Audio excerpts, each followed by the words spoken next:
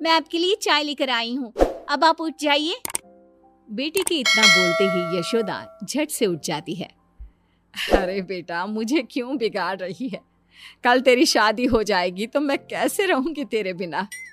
माँ, मुझे कहीं नहीं जाना, मैं यहीं रहूंगी, हमेशा आपके साथ। बेटा, एक ना एक दिन तो हर लड़की को जाना पड़ता है अपने ससुराल। ओफो माँ, आप भी ना सुबह सुबह कौन सी बातें लेकर बैठ गई। ये चाय लीजिए और फ्रेश होकर बाहर आ जाइए, नाश्ता तैयार है। इतना बोलकर कंचन वहां से चली जाती है।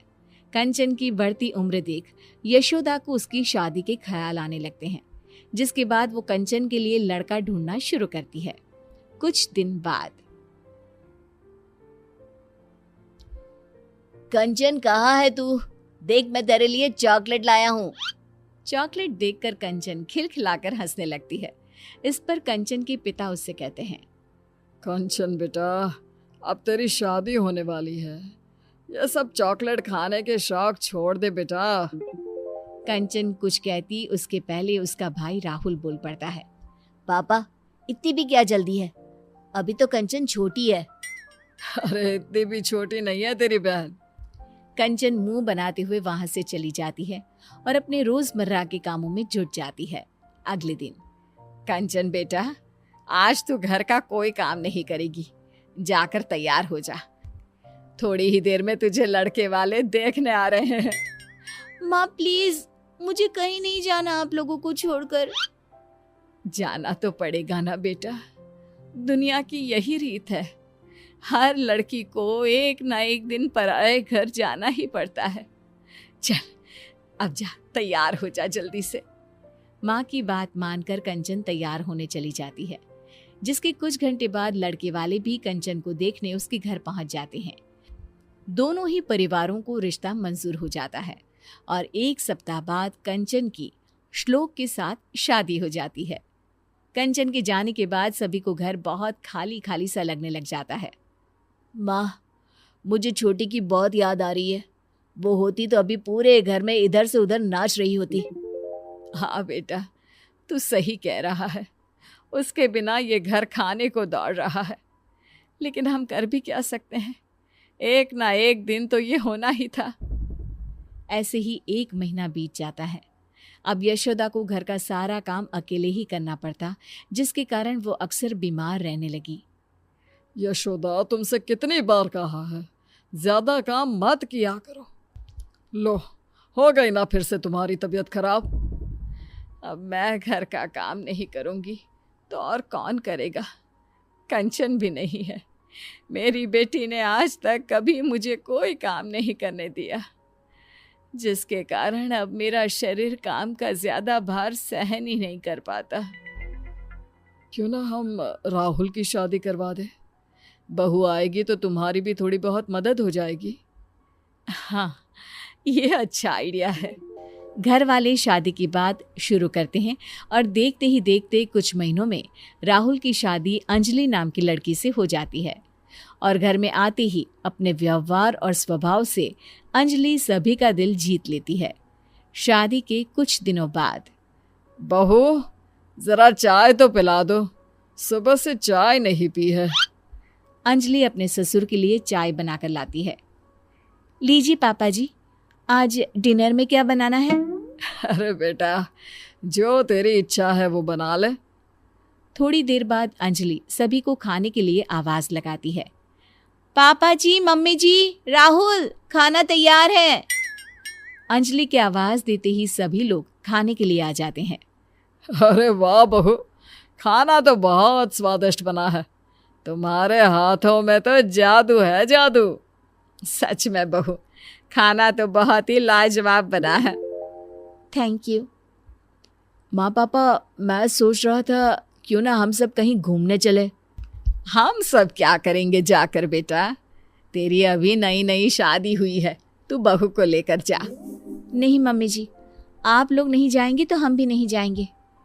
अंजलि के इतना प्यार से बोलने पर घर वाले उसे इनकार नहीं कर पाते और उनके साथ चलने के लिए मान जाते हैं।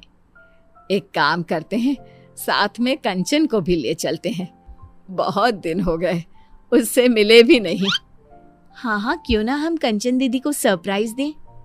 वो तो खुशी से पागल हो जाएगी। ठीक है, फिर मैं आज ही उसे यहाँ आने को बोलती हूँ। उसके बाद हम सब उसे सरप्राइज देंगे, फिर सब साथ में घूमने जाएंगे। फिर क्या था। यशोदा तुरंत कंचन को फोन मिलाकर बैठ जाती है, जिसमें दोनों माँ बेटी की लंबी बातें चलने लगती है। और उसी में, तुझे पता है कंचन, तेरी भाभी बहुत अच्छी है। जरूर पिछले जन्म में मैंने कोई अच्छे कर्म किए होंगे जो मुझे अंजलि जैसी बहू मिली है। अपनी माँ के मुंह से किसी और की इतनी तारीफें सुनने के बाद कंचन को अपनी भाभी से जलन होने लगती है। माँ, आपको नहीं लगता आप कुछ ज्यादा ही बहू की तारीफ कर रही हैं? कहीं भाभी आपके हाथ से फिसल ना जाए। अरे नहीं नहीं बेटा, वो ऐसी नहीं है। तू एक काम कर, कुछ दिनों के लिए यहीं आ जा। इसी बहाने अपनी भाभी को अच्छे से पहचान लेना। भाभी से तो अब मुझे मिलना ही पड़ेगा। उन्होंने उस घर में मेरी जगह जो ले ली है। अगले दिन कंचन अपना सामान लेकर मायके पहुंच जाती है, जहां अंजलि उसके लिए चाय नाश्ता लेकर आती है। दीदी, तुम्हारे ससुराल में सब कैसे हैं? मेरे ससुराल में सब ठीक है। आप यहाँ का बताइए कि सारा काम आप बराबर कर लेती है ना? माँ से तो नहीं करवाती काम। अरे कैसी बात कर रही हो आप दीदी? मैं भला मम्मी जी से कोई काम क्यों करवाऊंगी? ऐसा होना भी नहीं चाहिए, वही आपके लिए बेहतर होगा। कंचन, ये क्या तरीका है अपनी भाभी से बात करने का? हाँ माँ, अब तो आपको मैं ही गलत लगूंगी ना। ऐसा नहीं है कंचन, तुम गलत समझ रही हो। आपसे तो मुझे बात ही नहीं करनी। इतना कहकर कंचन अपने रूम में चली जाती है। अंजलि बेटा, कंचन की बात का बुरा मत मानना। उसका अभी शायद मूड खराब है। कोई बात नहीं मम्मी जी, मुझे उनकी बातों का बुरा नहीं लगा। अगले दिन अंजलि रसोई में खाना बना रही होती है, तभी वहां कंचन आ जाती है। भाभी आप रहने दीजिए, आज खाना मैं बना देती हूँ। अरे नहीं नहीं दीदी, आप मेहमान हो, कुछ दिन आराम करने का मौका मिला है, मैं आपसे काम नहीं करवा सकती। मैं मेहमान नहीं, बेटी हूँ इस घर की। आप जाकर बैठिए, मैं खाना बना देती हूँ। कंचन की जिद के आगे झुकते हुए अंजलि वहां से चली जाती है। थोड़ी देर में कंचन का खाना बनकर तैयार भी हो जाता है। आ जाइए सभी, मैंने खाना बना दिया है। कंचन की आवाज सुनकर सभी लोग आ जाते हैं और खाना शुरू करते हैं। आज बड़े दिनों बाद तुम्हारे हाथ का खाना खाकर मजा आ गया बेटा। मैं तेरे खाने को बहुत मिस करता था। सच में आज तो मजा ही आ गया। कंचन, तेरे हाथों में तो जादू है बेटा। मैं तेरे हाथ का बना ये खाना हर रोज मिस करती थी। सभी के मुंह से अपने लिए तारीफ सुनकर कंचन की आंखों से आंसू बहने लगते हैं। वो अपने आंसू पोंछते हुए कहती है, क्या सच में आप लोगों ने मेरे हाथ के खाने को मिस किया? मुझे तो लगा था आप लोग मुझे भूल ही गए हैं। अरे ऐसे कैसे भूल सकते हैं हम तुझे? तू बेटी है इस घर की, कोई खिलौना थोड़ी ना है जो भूल जाए। और तुझे यहाँ बुलाने का आइडिया तेरी भाभी का था। हम लोग कहीं घूमने का प्लान कर रहे थे, तो सोचा तुझे भी साथ ले जाए। मुझे माफ कर दीजिए भाभी, मैंने आपके बारे में कितना गलत सोचा। मुझे लगा आपके कारण अब कोई मुझसे प्यार नहीं करता। अपनी जलन के कारण मैंने आपके साथ कितना गलत व्यवहार किया। हो सके तो मुझे माफ कर देना भाभी। अरे नहीं नहीं दीदी, आपको माफी मांगने की कोई जरूरत नहीं है। आप तो बिल्कुल मेरी छोटी बहन जैसी हो। आप इस तरह माफी मांगोगी तो मुझे बिल्कुल अच्छा नहीं लगेगा। अंजलि के इतना कहते ही कंचन उसे गले लगा लेती है।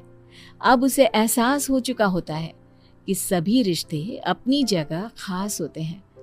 कुछ नए रिश्तों के जुड़ जाने से पुराने रिश्तों का प्यार कभी खत्म नहीं होता, ना ही जीवन में कभी कोई किसी की जगह ले सकता है।